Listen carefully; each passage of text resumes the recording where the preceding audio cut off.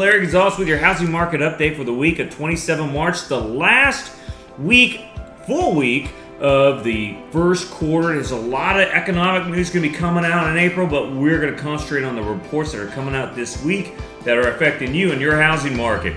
All right, so first things first, prices. Prices still going down, but I'm going to throw a little asterisk in there because we got some reports this week that we'll talk about that. Inventory is still low. Man, we don't got the housing fairies spreading houses all over the place. Nope. We still have low inventory. And rates. Rates are sideways, maybe a little bit up this week, but by the end of the week, rates are going to change because on Friday we have a report coming out. It's called the Personal Consumption Expenditure Report. This is the Fed's favorite measure of inflation, and that is going to move rates one way or the other. But so far this week, they're kind of going sideways, and I'll go over that a little bit too. But there are really three things that are going to affect interest rates going forward. One, it's the banking drama. We've already seen a couple weeks of banking drama, banks failing, the second and third largest in U.S. history. And the other one is the inflation reports. Like I said, we have one coming out on Friday. But the third is really, it's the second and third order effects of the banking drama. What is that going to do to our economy? And if we start seeing the domino effect of banks failing, it is going to wreak havoc on our economy. And you're already seeing a lot of economists talk about us going into recession probably third quarter of this year. So that's kind of where we're at with rates. I'll show you that as we go along what rates are at. So let's start off with a couple of reports. Talking about prices. Two reports came out this week, and they received a lot of headline news. First one is a Case-Shiller home price appreciation report. These are time late, so it's for the month of January, down 0.5% month over month in January. Still, though, year over year, appreciation up 3.8%. And actually, from the peak when housing prices were at the highest that they've really ever been, and that was in June, we're only down 3% from there. So people are saying, oh, there's going to be a housing crash. Man, you don't know what you're talking about. All right, down 3% over 7 months with really 8 months with rates, going up as much as they have. That's pretty good. That shows the resiliency of the housing market. And the bigger report that came out is the FHFA housing report. And basically, the FHFA is the Federal Housing Finance Agency. And the Case-Shiller home price covers all home prices. But the FHFA covers those for home prices for loans that are on the conforming limits. So basically, the lower limits, under $1 million for Hawaii, places like Hawaii, under 700 and so for places in the mainland. So that actually, for the month of January, showed an increase. That's right, an increase month over month home prices for the month of January, 0.2%. Not a lot, but that's just showing you the resiliency of the housing market. And still, on homes that are in conforming loan limits, they're still showing 5.3% appreciation year over year. And when you look at this, think about how much interest rates have gone up. Yet, we are still seeing people buying homes. And in January, when the home sales closed in January, a lot of those people went into contract in December, and that's when rates started to drop. I'll show you that in a minute.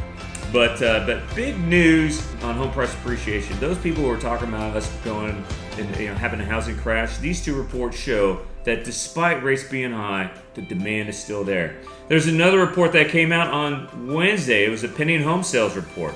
And I got a little chart here that shows, or actually it's not a chart, it's just a picture from Diane Olick on CNBC. And she's really downplaying how important this is. Pending home sales, those are basically homes that are in contract, were in contract for the month of February. It went up 0.8% in February. The expectation was that we'd have a 3% drop. And you know what happened in February? Rates rose 1%. January, we got down. At the beginning of February, we were down in the 5s in VA, and we were at just under 6% for conventional. And they came out of the woodworks and they started buying. That's why we had a 0.8% increase in February month over month. And just think about this for a second. A lot of activity with interest rates right hovering around 6%. What's going to happen when rates go down in the 5s and stay down in the 5s? I tell you what, it's starting to heat up. The market is starting to heat up. To show you that it is true, mortgage applications for this week came out. Up 2% last week, And that was the third week in a row where we have had an increase in mortgage applications. So what that is telling me is a lot of people who are interested in buying homes. Another report that came out, I want to highlight that, is the apartment rent report for the month of February. And it showed for the second month in a row an increase in apartment rents by 0.5%. And as followed in January was up 0.3%. And what does that mean? Well, the 5 months previous, I tell you what, the largest 5-month decrease in rents, apartment rents, since the apartment list has been tracking this. Here's a couple things. One, the inflation reports that we're getting now are time late on housing, more so than really any other report. And so those 5 months from basically June to December, those are going to start showing up in future inflation reports. So it's going to show a big decrease in the housing costs, and the housing cost is really such a big element of the consumer price index and also the PCE. So that should show, as those prices went down, that's going to show in the May, June, July inflation reports. And so that is good news. The problem, though, is we've had 2 months in a row now where apartment prices have gone up. And again, it goes back to supply demand. There just isn't enough supply, though. Oh my God, everybody needs a home over there, and a lot of people can't afford to buy, or they're just too afraid to buy because they're afraid of a housing crash. So we've got to keep an eye on that. Are apartment rents going to go up? If you look at year over year, we're down. Solid decrease. Is this going to continue to go up? Are we going to level out and then start going up on apartment rents? I don't know. That remains to be seen, but it's something to keep an eye on because that will have a huge effect on inflation reports as we get into the fall, all right? And those increases in rents start to show in the inflation report. So that's kind of what we got there with that report. That's a really big report. That came out on the 28th of March. And then, so let's look at interest rates. Interest rates for 30-year fixed rate conventional loan. All right, we're hovering right now around 6.5%. Again, kind of just a little bit up and down.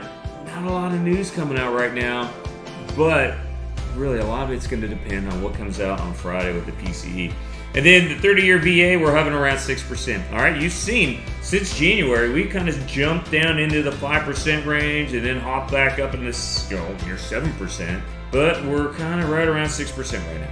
And I tell you what, I'm getting applications in every single day from people who are looking to buy now before it gets really crazy when we get the spring PCS home buying season. So what does this mean for you? Well, I got a couple points I want to make. One, the housing market is still strong. Just look at the pending home sales for February and then the January FHFA that showed an increase in median sales price, or not increase in appreciation. Demand is still very high. And you know what? The economy is volatile. All right, we got a lot of banking industry, issues that are kind of come to the forefront of the news, and it's causing the Fed to pivot from raising the Fed funds rate to basically saving the banking industry. They've already shown that they are going to spend money and push money into the economy, into the banking system to save the banks, and let us not go into something that creates a great recession type event. If you're a buyer, the time to buy is now, all right? Because we have PCS season coming up, and you're gonna see a lot more people buying. And sellers, hey, guess what? Buyers are coming back. Buyers are coming back. If you were thinking of holding off on putting your home on the market, you probably want to get going. Get that home ready. I would say by May, June, you want to have that home on the market because you're going to see a much more competitive market come June, July, even May.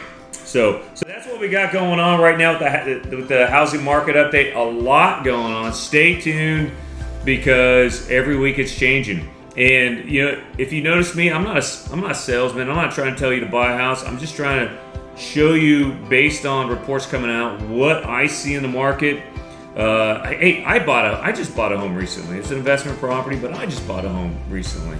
And my rate was higher, but you know what? I know that there's such a huge shortage of homes that I'm going to buy one because I know that is going to go up in value and I will receive income, passive income from that property. I didn't buy this one in Hawaii, I bought it on the mainland, but I know that you know what? The value is in real estate. Why do they call it real estate? Because it's real. You can touch it. Stocks go down. Guess what's going to happen? All that money you got in the stock market going to go away. But that home, you're not going to lose that home as long as you make your mortgage payments. You're not going to lose that home. So anyway, that's what I got for you. Have a great week. We'll talk to you later. All right. Aloha.